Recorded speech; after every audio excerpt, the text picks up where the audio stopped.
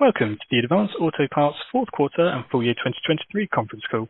Before we begin, Elizabeth Eisleben, Senior Vice President, Communications and Investor Relations, will make a brief statement concerning forward-looking statements that will be discussed on this call. Good morning, and thank you for joining us to discuss our Q4 and full year 2023 results. I'm joined today by Shane O'Kelly, our President and Chief Executive Officer, and Ryan Grimsland, our Executive Vice President and Chief Financial Officer. Following Shane and Ryan's prepared remarks, we will turn our attention to answering your questions. Before we begin, please be advised that remarks today will contain forward-looking statements. All statements other than statements of historical fact are forward-looking statements, including, but not limited to, statements regarding our ongoing strategic and operational review, initiatives, plans, projections, and future performance. Actual results could differ materially from those projected or implied by the forward-looking statements. Additional information about forward-looking statements and factors that could cause actual results to differ can be found under the captions Forward-Looking Statements in our earnings release and Risk Factors in our most recent Form 10-K and subsequent filings made with the Commission.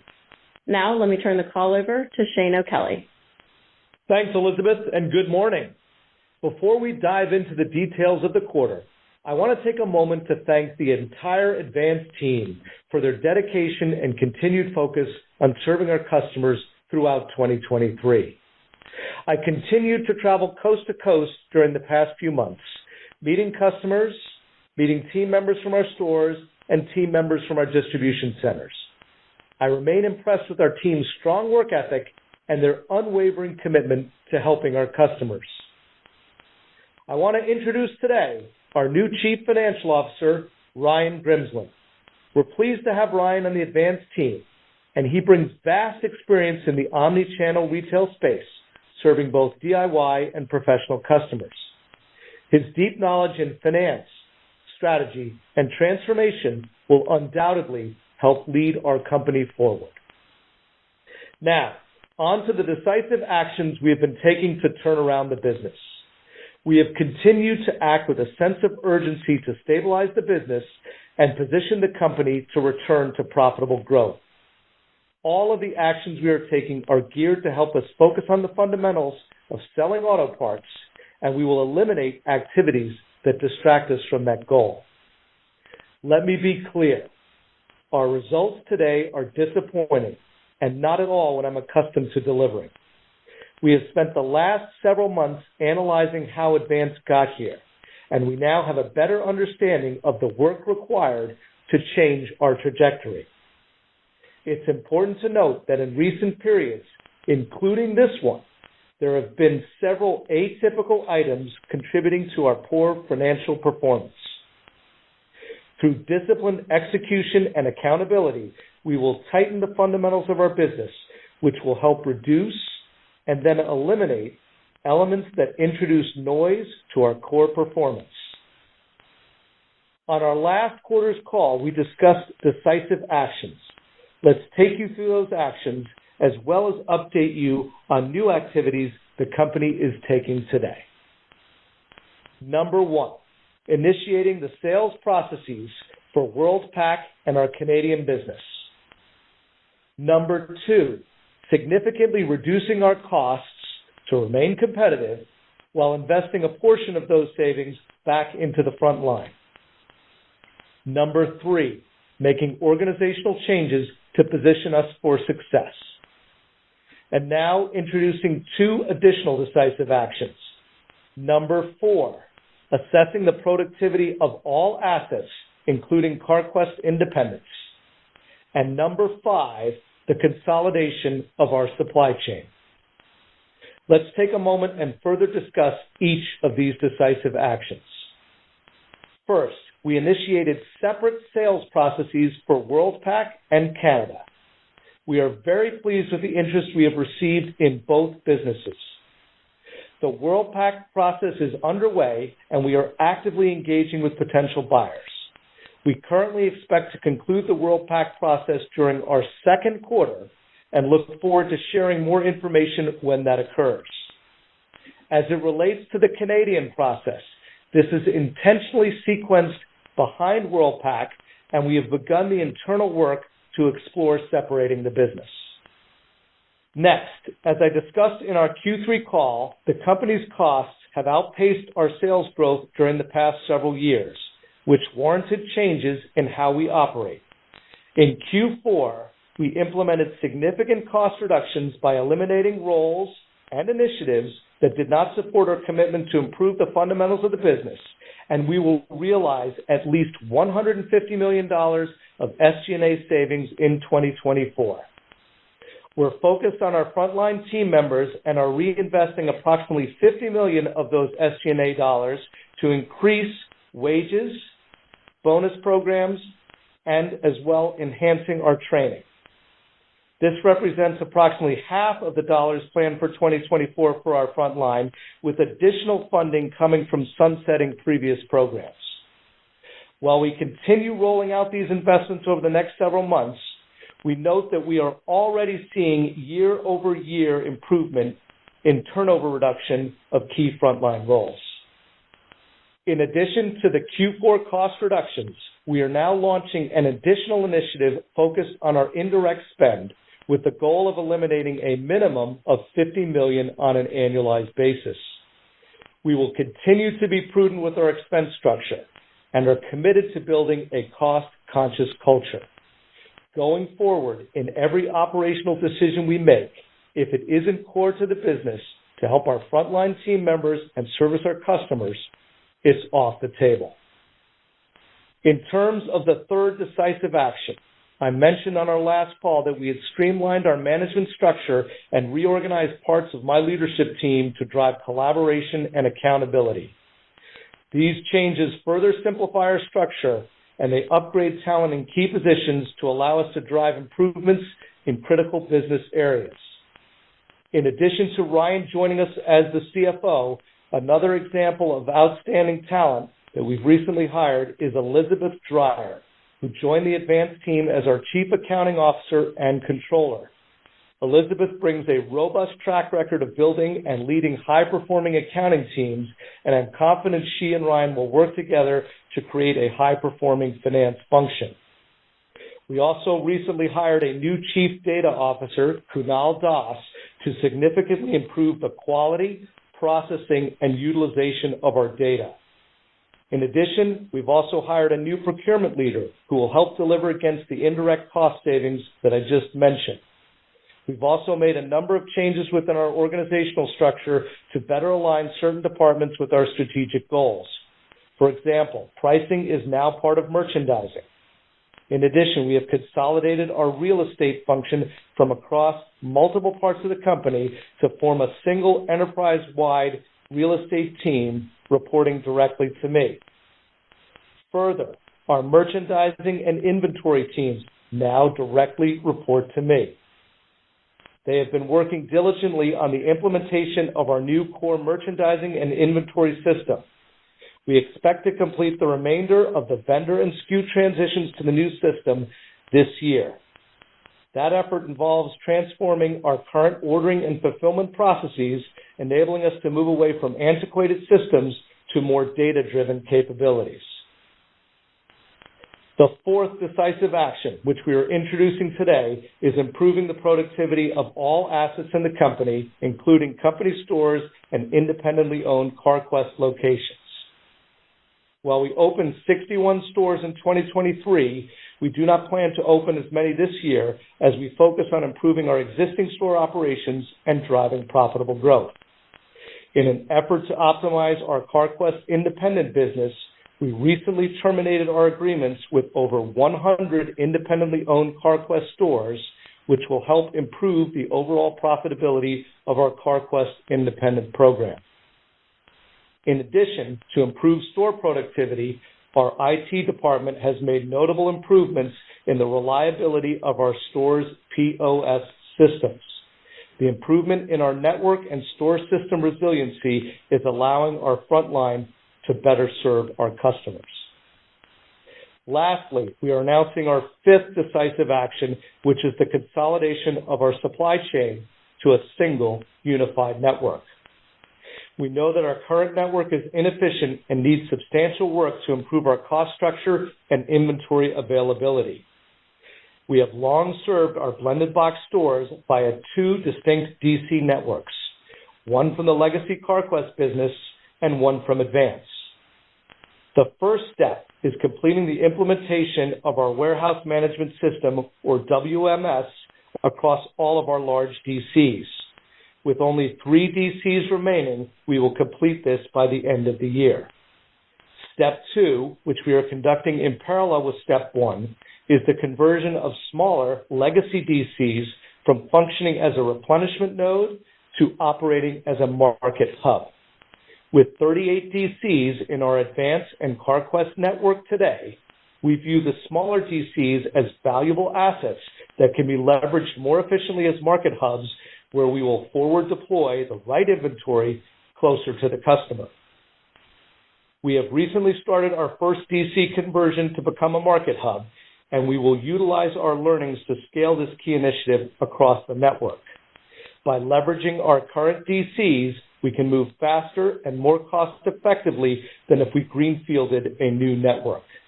Importantly, once we complete this work, we will be able to order product into fewer DCs, which will help reduce costs and improve inventory productivity.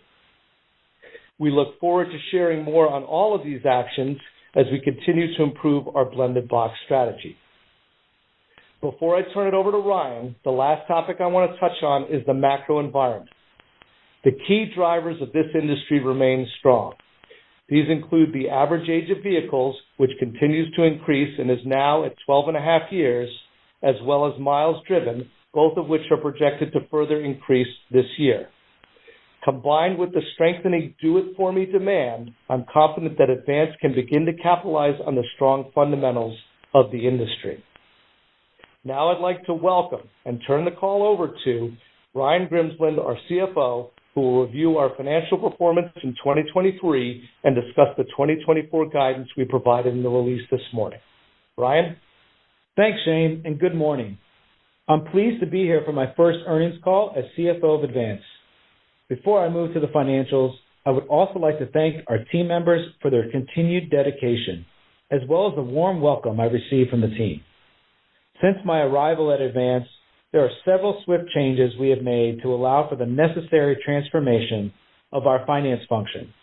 As Shane discussed, we recently appointed Elizabeth Dreyer as our new Senior Vice President, Chief Accounting Officer, and Controller.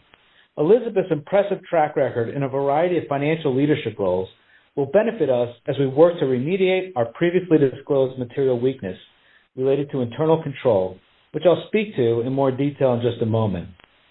In my first 90 days with Advance, I've had the privilege to meet and connect with our hard-working and talented finance and accounting teams. I'm committed to providing cohesive leadership as well as ensuring we have the needed incremental resources that will enable us to be a best-in-class retail organization. As you heard from Shane, we are focused on improving the fundamentals across the business to bring rigor, discipline, and accountability with a sense of urgency. We have begun to make changes and are committed to elevating ourselves to become a high-performing team. The first step has been filling critical roles, including hiring key leaders, as well as a thorough and time-intensive review of our reconciliations and processes across the company. Within this review, we've recently discovered additional work needed to fully realize the intended benefits of our finance ERP system, including potentially sunsetting certain legacy systems.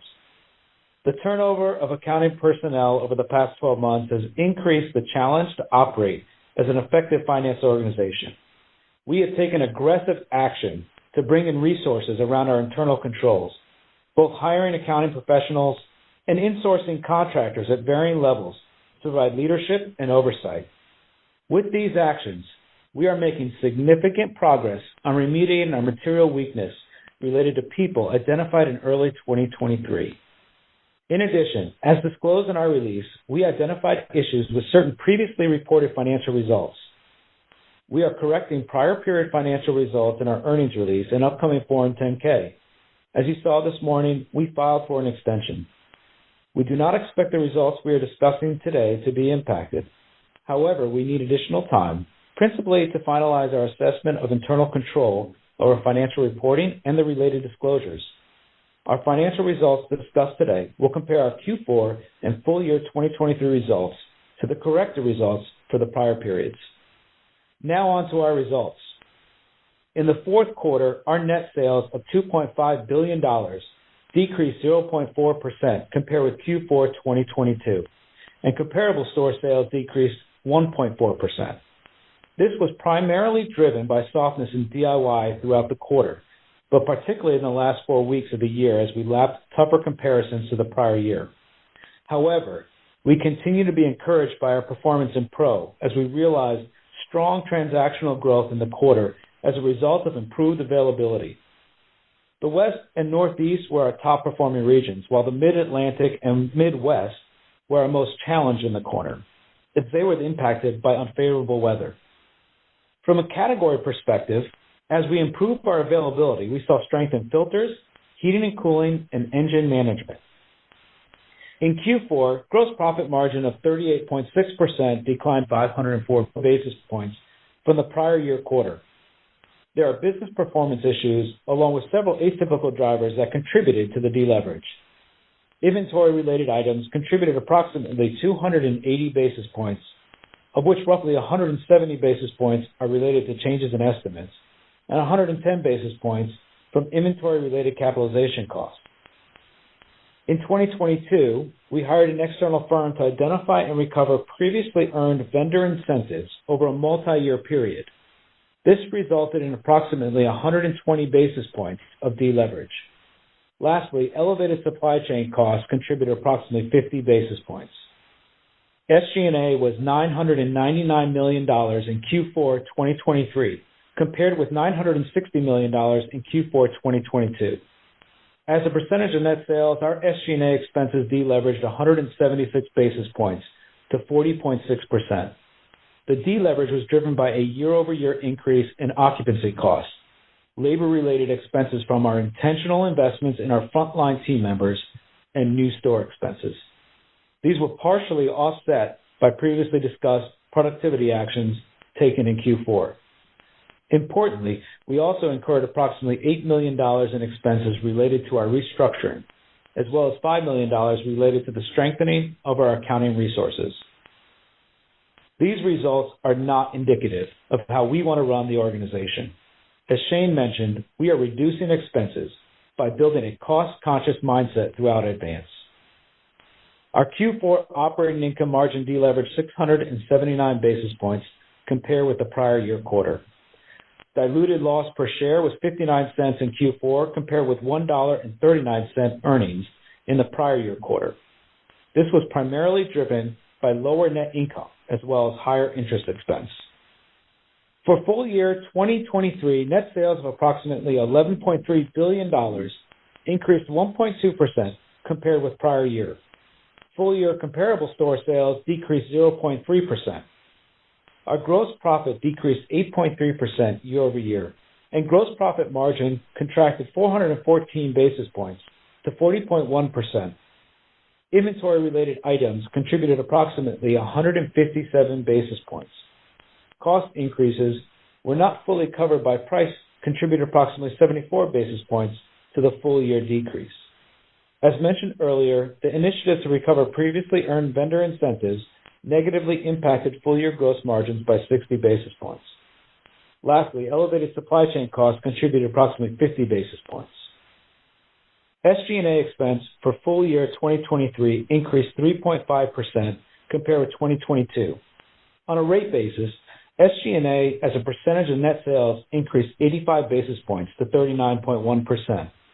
This was primarily driven by expenses growing faster than sales throughout the year, as well as an incremental one-time SG&A expenses related to headcount reductions and personnel changes. Our full year 2023 operating income decreased 82.9% to $114 million. On a rate basis, our OI margin contracted 500 basis points to 1%. Full year earnings per share were 50 cents compared with $7.65 at the end of 2022. Our 2023 capital expenditures were $242 million compared with $424 million in 2022. The primary drivers of the reduced capital expenditures are related to fewer new store openings and IT-related expenses. We expect that our overall capital expenditures in 2024 will focus primarily on IT enhancements and supply chain optimization. We are committed to a disciplined capital allocation strategy on high-return initiatives that hold our teams accountable to time, budget, and financial targets. Free cash flow for the full year was $44 million. This year-over-year reduction was due to lower net income results despite lower capital spend.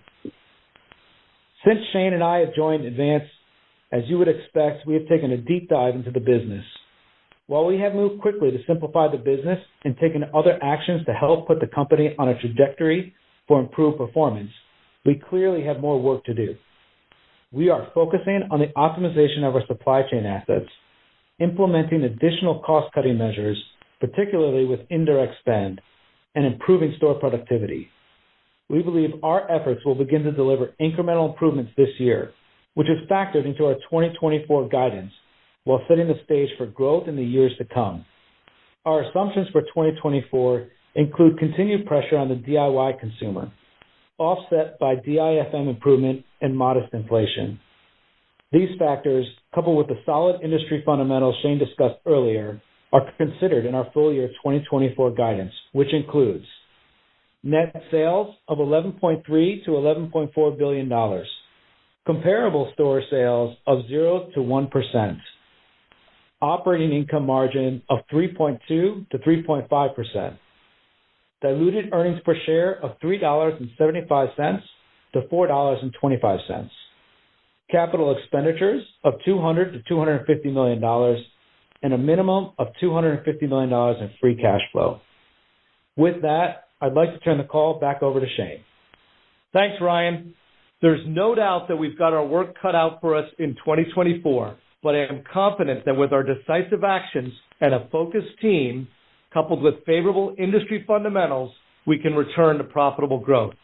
Advance has a proud 90-year legacy, a re-energized frontline team, and a leadership team committed to delivering a powerful comeback. I'd now like to open the call up to address your questions. Operator? Thank you. If you would like to ask a question today, please press star 1 on your telephone keypad now to enter the queue. Participants are asked to limit themselves to one question and one follow-up per person, and please ensure you are unmuted locally. Our first question today comes from Chris Horvers at JP Morgan. Chris, your line is open. Please go ahead. Thanks. Good morning, and welcome to everybody on the management team. My first question is going to start at a low level, and then I'm going to try to bring it up to a higher level from a margin perspective.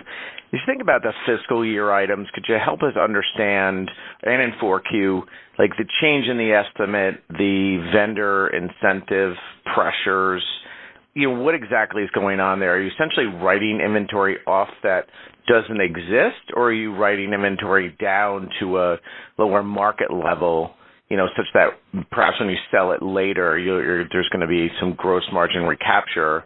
And on the vendor incentive side, totally unclear on what that is. You had accrued for vendor incentives, and now you're writing them off, and what led to that? Yeah, Chris, this is Ryan, and thanks for joining us today. Yeah, a couple things. Those are two really the big drivers of our inventory changes. Some of it is inventory that we're shrinking out of the system. Some of it is changes in our excess and obsolete calculations, and then some of it is on the vendor incentives. So accrued vendor incentives, some businesses we maybe no longer do business with, challenges in recovering. We're just making sure we've got the right amount in there that we believe we're going to be able to recover. Hey, Chris, it's Shane. Not unsurprisingly, new CFO, new CAO, digging in the business and looking at our different methods of estimating what we keep and what's dead and what's not, and they're digging in to set us up for success, and that's exactly what's occurring here. And Chris, I'll add one more thing on that. We mentioned, last year there was a prior initiative to go back and look at vendor income over a multi-year period, incentives, et cetera, that we have up on the table. that had a positive impact last year that we're cycling over this year. Okay, so then maybe to clean it up, as you think about on a fiscal year basis, like what are just clean laps, i.e. you're going to get X basis points back, in the gross margin line because it was there's an impact this year that it's not going to affect next year and you'll get it back, both in terms of the, gross margin and SG&A lines. Yeah, Chris. So I would expect roughly 157 basis points of those kind of atypical items that I don't anticipate us cycling again next year. So that's a COGS perspective there, margin rate. From an SG&A perspective, about $12 million. Really, that's related to severance and some of the expenses related to remediating our material weakness on the SG&A side. Got it. Thank you very much. The next question comes from Michael Lasser from UBS. Michael, your line is open. Please go ahead. Good morning. Thank you so much for taking my question. Given all the moving parts with your margin structure right now, what do you think an ongoing sustainable operating margin for the business is in 2025 and beyond? Is the 24 level something that you're working to grow off of? Hey, Michael, it's Shane, and Ryan will add to this. So first, you heard some color from Ryan. We sat at a 1 OI in terms of what we published. You can kind of put together some of the things that might not be occurring this year to get to a bit of a baseline.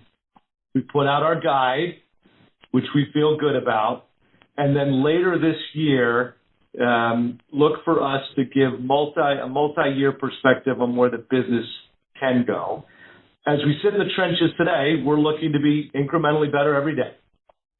And that's the first step. And as we get that credibility, notably around this 2024 year guidance, we'll look to continue that journey to further points. But Ryan? Yeah, Michael, good question. So that 157 basis points is what I would think from, atypical items that we don't expect or anticipate to lap again this year. So that's one data point. In our guide, we do have modest margin rate expansion as we continue to execute on these decisive actions that we talked about earlier in the call. So we've got some modest increase there, as you can see in our OI margin. That OI margin expansion is primarily coming from gross profit. Okay. And then obviously we're going to get more information on the sale process in the second quarter. So two related questions to that. Can you give us a peek on how that's going to be impacting the financial performance of the business over the long term so we can get an assessment of what we should be modeling in terms of the ongoing sustainable margin rate for the core business you'll be holding on to? That's number one. And two, how are you thinking about balancing maximizing the value of these assets with the need for resources to improve the business, given that free cash flow is under pressure, the rating agencies have downgraded your credit rating, and you have a lot of receivables that are factored. Thank you so much. Yeah, Michael, lots to unpack there. So let's start with your second question. Worldpac's a good business with good team members. This isn't a fire sale. There's no sort of urgency that we have to sell the business. It's really around strategy and where we're taking the company. We believe that the blended box model is our route to success, selling a pro and DIY customer from our core stores. And so that strategic review led to the idea of selling Worldpac, which I think is the right move for the organization.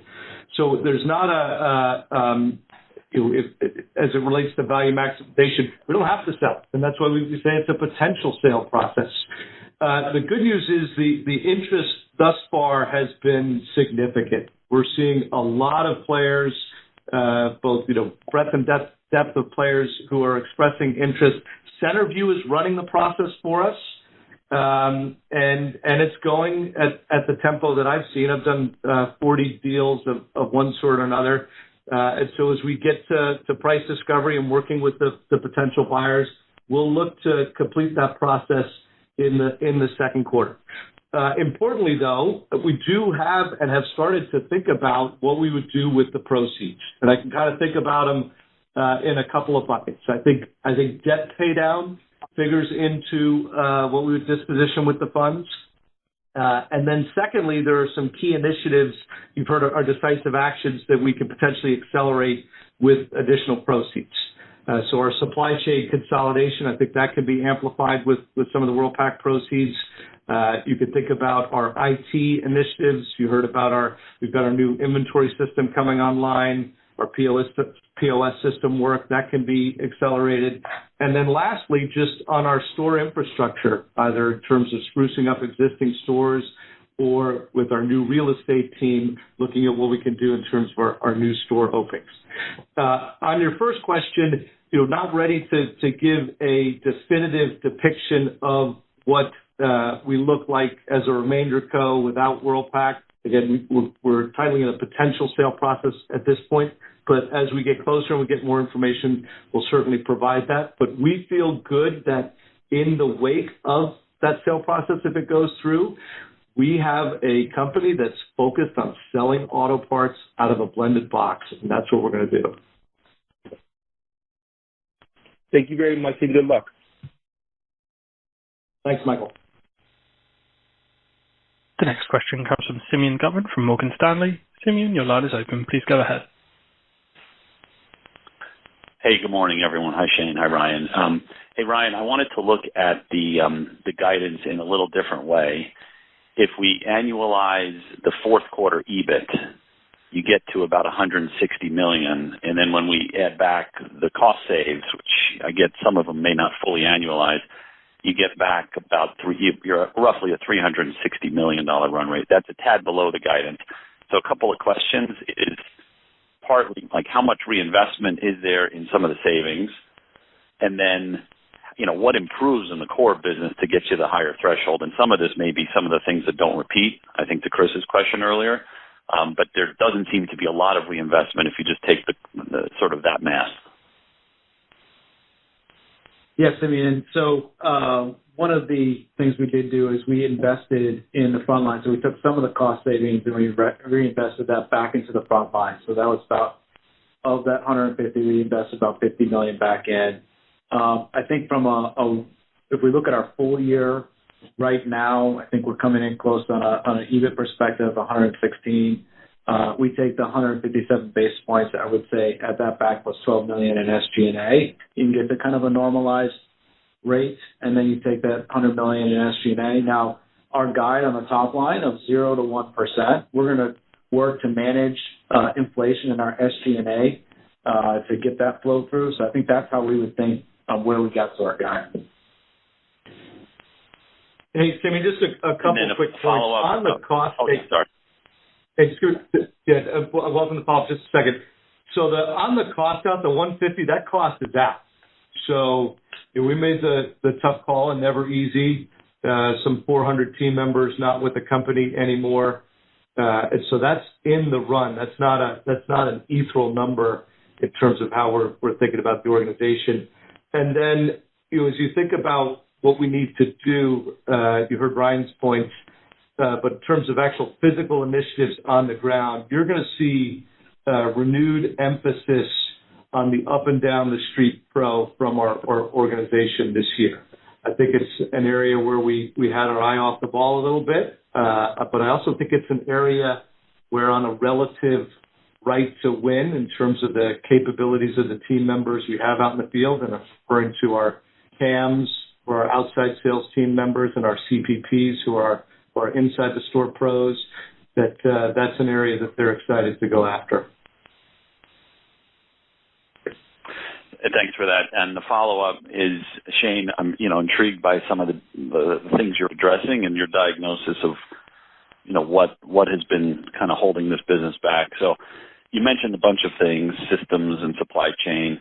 curious about your take if there is an Achilles heel, whether it is supply chain or merchandising or process versus infrastructure. If you can elaborate a bit on that.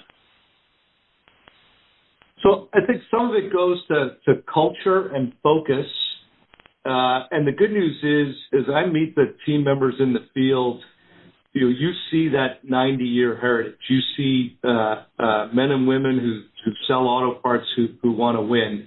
And so we need to unlock that by making sure that what we do as a company, and from my time in the service called the inverted pyramid, that we are geared not as a headquarters-centric organization, but we're a field-first organization. And if you spend time listening to the customers, they'll give you the feedback on what it takes to be successful. If you take time empowering our frontline associates, that's a key route forward for us.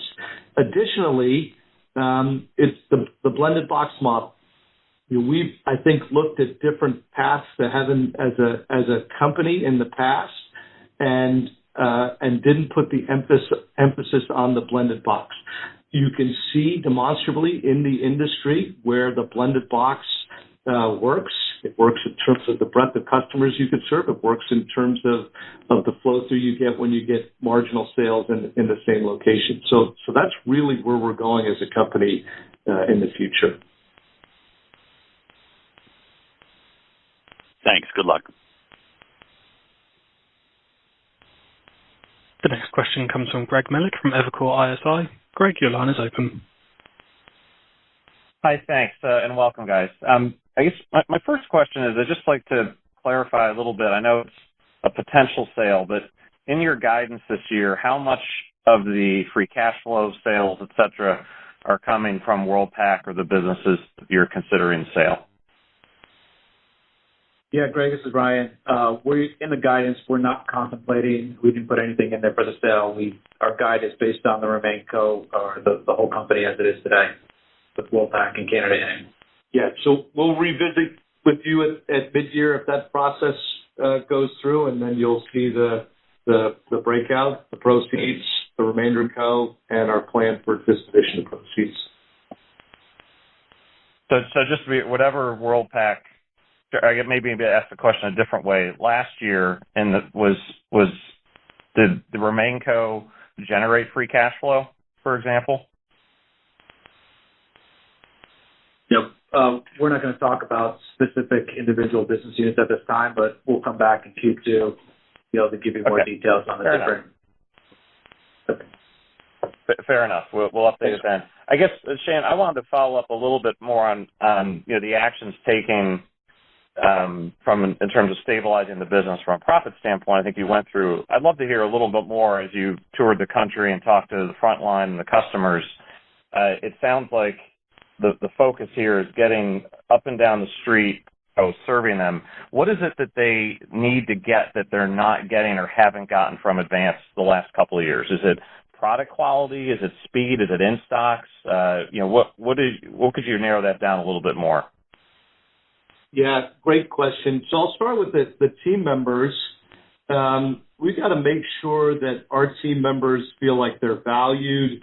And if you looked at where we'd invested dollars, it hadn't been on the front line. And so that goes to wage rates, that goes to what their bonus programs are, that goes to training programs and certifications so that both their capabilities and sense of pride are amplified. So we've got a significant body of work underway focused on the front line. And we're seeing reduction in turnover.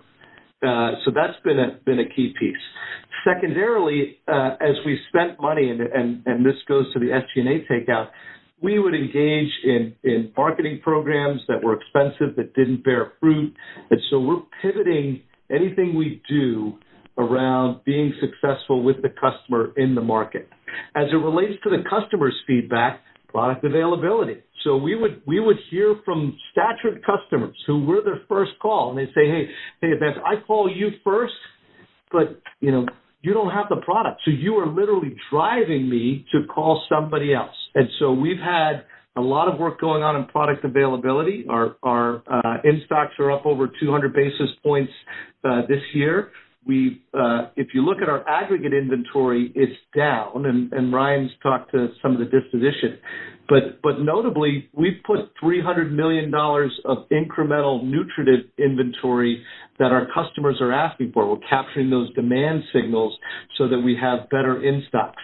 We want to further that in terms of how we cover on the up and down the street pro with our outside sales team members, and there's a tremendous amount of work there. I didn't touch on this in the script, but within our org structure, our pro efforts were bifurcated in different parts of the company, and now those are solidified. And so we go forward as one team as we think about our pro. So it's not, if you call the store and you're the same customer, you get a different set of interactions than you might get if you're working with our outside team. So that's going on a much more definitive basis. And the last thing I'll touch on the merchandising side of the house is reaching out to our vendors, both to ensure that from a cost position and a product availability and a prioritization for innovation that we're where we need to be. But I think important for everybody to know as we talk to the vendors that feedback is also overwhelmingly positive around supporting Advance. There's a strong desire to see Advance thrive, and you could say, hey, that's, the vendors should have that perspective, but that works for us. The idea that we've got this collective coalition between the vendors, between our engaged frontline, between customers who want to buy from us. We just need to have our fundamentals right in terms of that product, that price, and the delivery all working together. Got it. And I think, Ryan, you mentioned as part of the guide you expected a little bit of inflation in the numbers as we reinvest in that inventory and get the right stuff there. Is that fair? 1 or 2%? Yes. Yeah, our inflation rate right now that we're looking at is about a 1% inflation rate that we're seeing and we're expecting. Got it. Thanks, guys, and good luck. Yeah, appreciate it. Thank you. The next question is from Brett Jordan from Jefferies. Brett, your line is open. Hey, good morning, guys. On the supply chain initiative, and obviously that seems like it's been going on for a while, the WMS should be done by the end of this year. At what point do you see actually having the DCs on a single ERP system? And when you use those smaller DCs as a sort of forward inventory, will there be an investment cycle in building more large distribution center infrastructure? Yeah, so great question. Thank you, Brent. On the WMS, we'll be done with that this year. So High Jump is our WMS system, so we'll have that in all of what will be our replenishment DCs.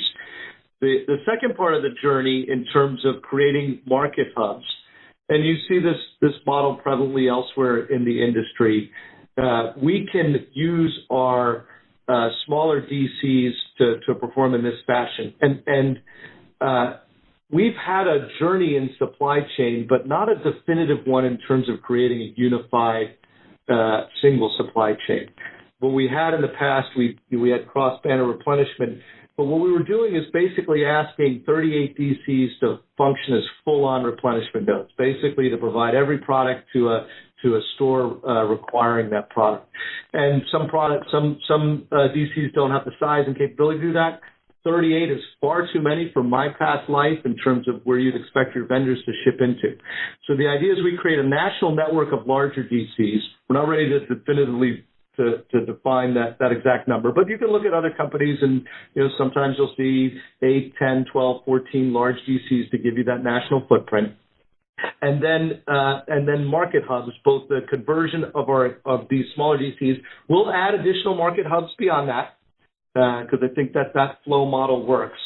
And so if you take those two together and look at the footprint, there are probably some additional large DC efforts that we need to undertake, and we'll describe that more in terms of, here's our exact number, here's where we have them today, here's where we might need a new one. That'll all be coming in the coming months. But the key for today is that we are putting a flag in the ground to have a unified supply chain, one flow path, one set of systems, and an easier interaction for our vendors to work with us. do you have a feeling, I guess, internally for what your basis point impact has been to run two disparate, pretty inefficient supply chains? Like, what's the incremental cost of running as you have been running, or what might you pick up by consolidating? I'll just say it's material, right? So if anybody who's been in logistics, if you're running two supply chains and everybody else or your previous endeavors was one supply chain, it's just not the path forward for us. So as we will explain with you, we think there's material monies that come out of the system, and then importantly for our customers, the product flows better, the availability goes up, and so there's kind of a 1-2 combo there that we'll describe more at a later date. Great, thank you. The next question is from Stephen Forbes at Guggenheim Partners. Stephen, your line is open. Please go ahead. Good morning, Shane, Ryan. Shane, maybe a follow-up on the supply chain. You mentioned potentially using the sale proceeds to accelerate the migration to the single unified network. I was maybe just curious, like, if we can think through the two scenarios here in terms of time frame to completion of that initiative, right? If the asset sale occurs, is there like a time frame in mind that you have to reach the goal? And then I guess if the asset sale doesn't occur, sort of what is that change in the time frame that would result in maybe a difference in sort of the near-term free cash flow proceeds of the business? Yeah, so this is my third time combining supply chains in companies, and we want it to be sooner rather than later. But it's a multi-year endeavor. I think that's just the practical reality of what happens.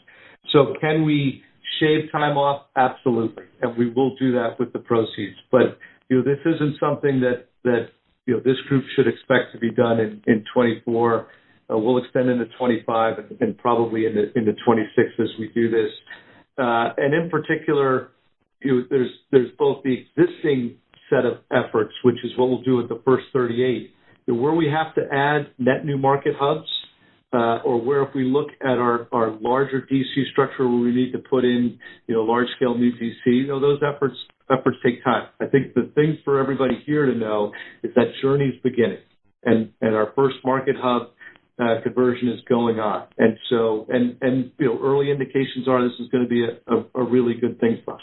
We will move as fast as we can because we know that the end state creates value for the customers and improves the profitability of the customer. And so more to come, but know that our supply chain team is dedicated, they're focused, and they're already moving. Thanks. And then maybe just a quick follow-up for Ryan, as we think through sort of non-cash and cash impacts on the margin outlook, any sort of color around the fourth quarter LIFO, either benefit or charge, and then sort of what's implied within the margin guide for 2024 in terms of LIFO? Yeah, so in Q4 we saw $5.2 million of income related to LIFO, and we expect it to be moderating in 2024, so moderate expectations in 2024 in our guide. Thank you. The next question comes from Seth Sigman from Barclays. Seth, your line is open. Please go ahead. Hey, good morning, everyone. I want to follow up on the comps this quarter, down 1.4%. I'm just curious, as you've started to implement changes, are you seeing a wider dispersion in performance across the store base? I'm sure it's noisy with weather, but anything you can point to and maybe quantify to say that some of the early initiatives are working? Yeah, absolutely. So as we saw availability improve, we did see improvement in the pro traction. So we're actually seeing good performance in the pro. We're excited about that, encouraged by our inventory availability. I still see DIY pressured, and so that kind of offsets some of the pro performance in that. And that's also kind of what's informed our guide going forward. We expect to see good improvement in the pro as we have improved availability. We do see DIY pressure going forward. Got it. Okay. And then my follow-up question is just thinking about the gap in profitability versus some of your peers and what I guess you'll ultimately guide us to at some point. How much of the issue / opportunity is just four-wall profitability that's sales-driven, it's volume-driven, versus how much of that profit gap is maybe inefficiency outside of the stores? And maybe both, but I'm curious how you think about that as we contemplate the roadmap from here. Thank you. Yes, good question. It is a little bit of both. So some of it is, we talked about supply chain conversion. That obviously will generate some benefit for us and help close that gap as well. There's also a mix factor as far as the type of the product in our mix being heavier pro than DIY, and that margin mix has a little bit of an impact as well. And yes, there's also other areas where we need to focus on for merch excellence. Shane talked about improving line reviews, et cetera. So there's some areas there. We're not going to go to specifics around decomping all of that, but obviously there is some work and opportunity to close that gap. But I think the biggest one is that mix impact will keep us from closing it completely. But we do have opportunity, and that's why we're focused on the big one here is just supply chain conversion. Yeah, Ryan's exactly right. And one way to illustrate and why we're focused on the blended box, if you look at revenue per store, and you think about us as a kind of a 1718, and you can look at other folks who have higher numbers. When you add revenue to a store, 100,000, 200,000, 300,000, that money drops to the bottom line at an incrementally larger level, right? So because you got your fixed costs covered. So that's a key for us. So I think your question's a good one, Seth. And we need to do both. And as we do both, we see the path forward to continued success. And know that as we look at where Advance is, we don't sit and say, hey, let's benchmark off the other guys. Our goal as an organization is to be incrementally better, incrementally better every day, take care of our customers, look after our team members. And I've seen this movie before in other industries, in fact, in my last organization, and that's a recipe for success. And you'll look for that from us, and then look for us later this year to provide a perspective on what that might look like after a couple of years. Okay, great. Thank you both, and good luck.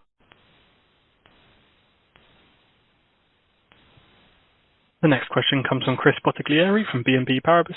Chris, your line is open. Please go ahead. Hey, thanks for taking the question. Sorry if I'm thick at it. I'm just not used to seeing some of these inventory adjustments. I'm not sure I fully understood Chris Horber's question. Is it likely that these inventory write-downs and changes in estimates will be reversed in subsequent period when you sell it, or is that not possible? Like, are these permanent changes? I don't anticipate reversing it. This was making changes to estimates and vendor receivables that as we went through that process. I wouldn't expect that these would reverse at any one time. Gotcha, okay. And then next question is just was hoping you could talk more about the the independent businesses that you've divested. It looks like you take up the first 100. Is this like an immediate margin saving because you're actually losing money to these customers, or does this enable you to actually shut down some of these CarQuest DCs because you wouldn't need them anymore if you stop serving these particular markets? So I'll start, Chris, and Ryan can. Yep. No, thanks, Chris. I'll start, and Ryan can jump in. The independents are an important part of the business, right? They could serve geographies we can't get to. They could serve end markets where their depth of capability exceeds ours. So this isn't a play around exiting the independent arena. This is one where at times we were exuberant in terms of adding independents, and as we looked at the sort of balance of trade, if you will, in terms of the benefit to each party, it wasn't working for us. In some cases, it wasn't working for the independent either. And so we looked at the aggregate number, and there are about 100 folks that at the end of the day, it didn't make sense for us to continue that relationship. And as we did that, it's a good move for us. Ryan could talk about the impact. But it's also been received well in the independent network. The independents who are good at what they do, and by the way, they exhibit a lot of pride in their business. they don't want folks representing the CarQuest name and doing it in a manner inconsistent with what our customers would expect. So it's been a well-received adjustment, and we're happy with the independence that we have. Yeah, Chris, I'll just add that, we'll lose some sales on that, but we're actually going to gain on the bottom line and operating profitability, roughly $3 to $4 million. So it's definitely a net positive for us. Okay, that makes sense. Thank you. The next question comes from Seth Basham from Wedbush. Seth, your line is open. Please go ahead. Thanks a lot, and good morning. My question is around the balance sheet and leverage going forward. How do you expect that to play out over the next few quarters, including post-sale of CarQuest, and any implications for the vendor inventory financing program? Yeah, it's a good question. So as we said with the sale, and Shane talked about it, if we do get the proceeds from sale, one of the first things we'll do is work to deleverage our balance sheet with some of those proceeds. That's one thing we'll look at immediately. But going forward, I think the business is generating good cash flow, and as part of that cash flow, we'll continue to work to delever the balance sheet. We're going to first invest in the business, but also get that leverage target into a better place. Okay, that's helpful. As we look beyond 24, obviously early, but with the supply chain transformation, should we expect CapEx to rise from 24 guide? The CapEx guide that we put out contemplates actions we're taking in supply chain conversion. We're going to be much more focused on our capital expenditures and making sure we're investing in the right things that drive our business, and then we're focused on these decisive actions. So as we said earlier, the capital is really focused on IP and supply chain right now. Thank you. Yeah, I'll just jump in there. If the supply chain transformation is a big one, I think Brian's got our guide exactly where it should be for 24. We could raise it in 25, and we'll either through proceeds from Worldpac or just as the business performs better and we're able to deploy more. Again, back to the previous questions, if we can accelerate or wherever we can accelerate the supply chain consolidation, we'll do it. Next question comes from Michael Baker from D.A. Davidson. Michael, your line is open. Please go ahead. Okay, great. I just want to follow up on the 38 distribution centers that you talked about. I'm looking in the Ks and past annual reports and everything, and I can't find a breakdown. I know in the past you used to talk about PDQs, which are the smaller DCs, but can you just tell us, of these 38 DCs, how many do you consider bigger? What to you is a bigger DC? How many are smaller? Just trying to get a sense of, what you're going to go forward with in terms of your big DCs and what may need to be added to that. Thanks. Yeah, so the 38, I know it's hard to bridge 38. 38 is the Advanced and CarQuest DC network. So I think in total, we're about 50, which would include the Worldpac as well. So that's when we talk about 38, we're specifically talking about the Advanced and CarQuest DC network. So we'll give you in the coming months a complete breakout of all the facilities. I'm a little reticent to be more specific. Obviously, we've got team members in these DCs, and if their DC is going to be converted into a market hub, as we go through that plan, we want to make sure we're staying abreast of keeping them in the loop. So we'll break out the differences. In general, the smaller DCs that are appropriate for the market hub conversion came from CarQuest. The larger DCs from the Advanced model. There's a substantial size footprint difference. We largely think we have the large DC network that we need. Again, we may refine that a little bit in terms of what that national footprint might look like. So you had said to a previous question earlier that, 8, based on the other guys, somewhere between 8 to 10 to 12 to 14 is the right number of large DCs, and you're saying that you think you have those already from the old Advanced network, give or take, a couple? I just want to clarify that. Yeah, Michael, good job. Good job threading some questions and answers together. 8 to 12, 10, 14. that's my experience in a past life, right? If we hired some of the firms that do the work on setting up national infrastructures, and you say, hey, I want to have a nationwide distribution network, that's what they're going to tell you. But that's what I've seen, and that's what I've lived.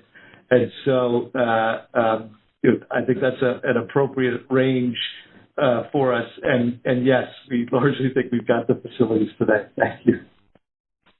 Great. I think the key to Shannon is leveraging our current assets, right? We're leveraging our current assets that we have. We think we have the assets to create the network that we need. Yeah, if we came to you and said, hey, we got to put 10 new, 500 to a million square foot DCs up in the United States, you guys can do the math on what those buildings cost and how long that takes.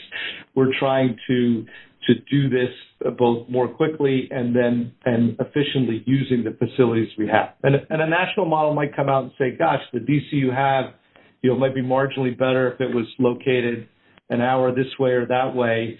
That's a little bit of the trade-offs we'll make, which is minor in terms of the efficiency drag. But in exchange for the speed and the overall cost effectiveness, that's the right way to go. Yeah, that makes sense. One other, just from the beginning of the call, if I could clarify, you talked about you found another $50 million to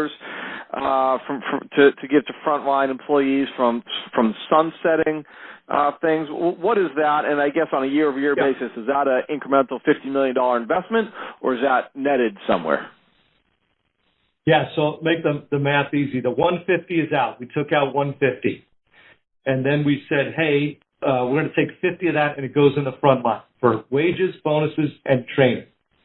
There's an incremental amount, roughly double that comes from, some of it's our ordinary course, so we've got our merit plan for the year, but some of it comes from sunsetting. We had some HR programs out there that we spend money on that weren't directed towards the front line. So we canceled those programs, and we're putting those dollars into wages, bonuses, and training. So it's no net, it's no incremental drag to the company. It's a better use of funds that we weren't putting in the right place. The next question comes from Brian Nagel from Oppenheimer. Brian, your line is open. Please go ahead. Good morning. Thanks for taking my questions. So a couple questions, I guess basically both maybe philosophical in nature. But first off, maybe not totally fair, but Shane, so for those of us who've followed Advance for a while, I think we've heard, we've discussed in the past with prior management teams, supply chain fixes. So I guess we're talking a lot about that here as a key component of your view of the business.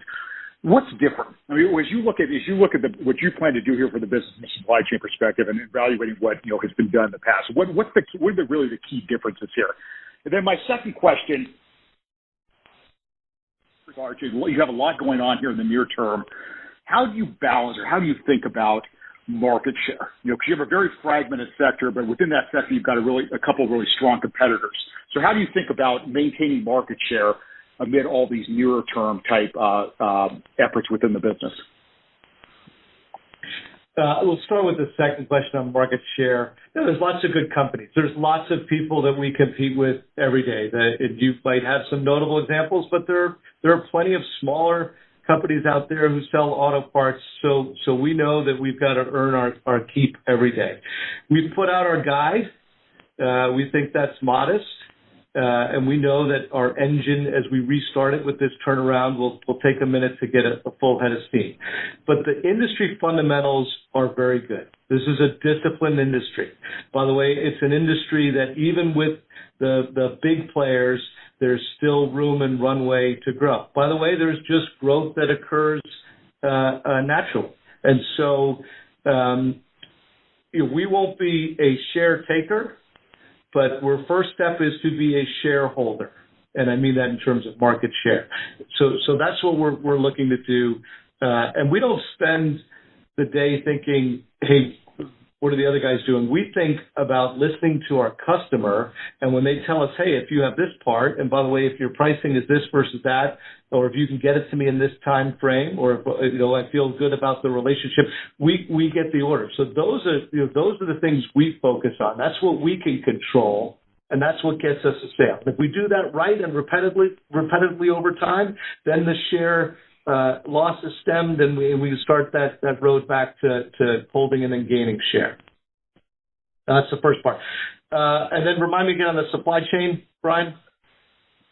Yeah, just real simply, what's different with your plan versus what may have been tried in the past or attempted in the past to rationalize the supply chain in advance? We didn't do it. I think that's the key thing, and we didn't. If you look at retail distribution models on what it takes to be successful, that wasn't the path we were following, right? We did a cross-banner replenishment model, but we never set out, and we should have, right? If you think about when we did the GPI acquisition, anytime you put two companies together, the first thing you got to think about is what are you going to do with the logistics infrastructure? And so we let two different models exist for a long time and then had sort of a patch solution. And what we're telling the market today is the right answer for auto parts distribution is to have one single national network. And that's what we're doing. And so you won't be able to identify facilities in terms of that's a blue versus a red, e.g. CarQuest versus Advance. We're Advance Auto Parts, and we will have a national distribution network. The second thing is the idea of using this market hub. And I think, you see that prevalently. I think it's a good way to get product closer to the customer, more SKUs closer to the customer to be more responsive. And I think that's a function, that's a bit of an evolution. I think the customer's expectations have increased in terms of what can you get me in a short time frame. We want to be participative in that, and that market hub makes that happen. Got it. I appreciate all the color. Good luck. Thank you. Thanks, Brian. The next question is from Scott Ciccarelli from Truist. Scott, your line is open. Please go ahead. Thanks for fitting me in, guys. So you talked about 400 teammates that are now gone, but can you provide more color on where you're able to take out $150 million of expenses from your cost structure? It's a pretty big number in a short period of time. And related to that, have you factored in some sort of negative impact on sales? Like in theory, the people there were doing at least something semi-productive. So the cost takeout was broad-based, so no functional area was exempt. And if I go back to an earlier comment, I think we had a bit of a headquarters-centric approach to running the business. And with that, you end up with bloat in your corporate infrastructure. I believe in the inverted pyramid, the idea that we need to be field first, and corporate needs to be lean. Corporate needs to be, everybody who sits in a corporate seat needs to be supporting the field. And so we went across the functional areas. I think notably marketing was an area where there were more significant cuts than in the other areas because we invested in marketing programs that didn't have a yield. And so we view that cost takeout not only as necessary, but one that didn't dampen our sales. If anything, I think we've got the opposite going out, was we've cleared out some bureaucracy, we've looked at processes that were inefficient, and we're empowering the front line. And as we take dollars and put it in the front line and reduce turnover and create energy, those team members feel like they're heard and supported in a way that wasn't occurring. Okay. So you don't think you'll lose any sales on the reduction in marketing? One other question. Are there more restatements to historical results and anything on 23 we should be thoughtful of before some of the new team on the finance side came in? Are you saying more than what actually is being reported today? Correct. Yeah, no, I think what we're talking about today is what we've shared today are the restatements that we plan to see when in the Form 10-K. We'll have the Form 10-K out in short order. It should be within that extension period of time. Got it. Okay. So no more restatements to historical results. Okay. Thanks, guys. Good luck. Thank you. Thanks, Scott. Our next question comes from Max Raklenko from Cowen. Max, your line is open. Please go ahead. Great. Thanks a lot, guys. So first, how far away are your in-stocks from where they need to be or where you want them to be? I think you mentioned they've improved by 200 basis points. So how much room ahead, and then just how we should think about that timing? Hey, Max, we didn't get the question. Can you say it one more time, please? Oh, sorry. Just how far away are your in-stocks from where they need to be? I think you mentioned 200 basis point improvement. So how much further room do you have to go? And then just how should we think about the timing? Yeah, so we're doing that real time, and as we complete this, our inventory system that comes online, it will get better from where it sits today. So I don't want to put a definitive number on it, but that journey continues. We do get customer feedback that says, hey, I feel better about your product availability. We get feedback from our stores as well. But I don't want to put a pinpoint, but more to come. But material progress that has been noted by customer and field team members. Yeah, I'll just add, I think broad-based improvement, absolutely. Broad-based improvement, but there's still work to do geographically. You think 38 different distribution centers, some are smaller, just the ability to allocate the work. That's the work that we're doing with the new system, being able to get there. So there's still work to do, but broad-based, significant improvement. Okay. And then how are you thinking about pricing on the DIFM side and whether you are where you need to be in order to be competitive? And then just latest thinking around private label versus national brands following some of the conversations that you've been having with the pros. So I'll start with private label. We think private label is an important dimension of the business, and we've got some great brands that we control. Die Hard, I think, is a premier name. The CarQuest name, and you think about CarQuest as it relates to our Platinum brakes product. So we've seen growth in private brands, and we want private brands to be an important part of the portfolio.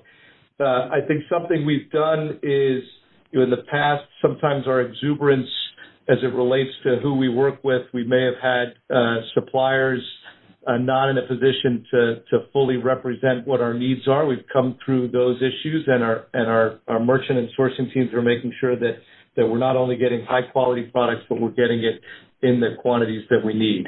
On the pricing front, a couple of things here. One, this is a disciplined industry, and I think that's important. The conduct between the players in terms of how they act with customers, I would describe as rational. But customer feedback is an important dimension.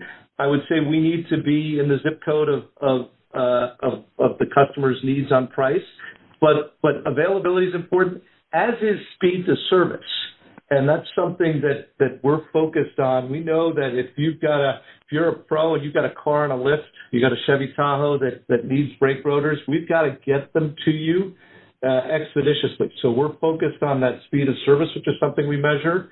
But as it relates to price, we'll be where the market sort of demands. Got it. Thanks a lot. All right. Thank you all. That is our last question for today. Thank you for joining us. We look forward to sharing more progress on our decisive actions that we covered today when we speak with you again in May. Have a great day. This concludes today's call. Thank you very much for your attendance. You may now disconnect your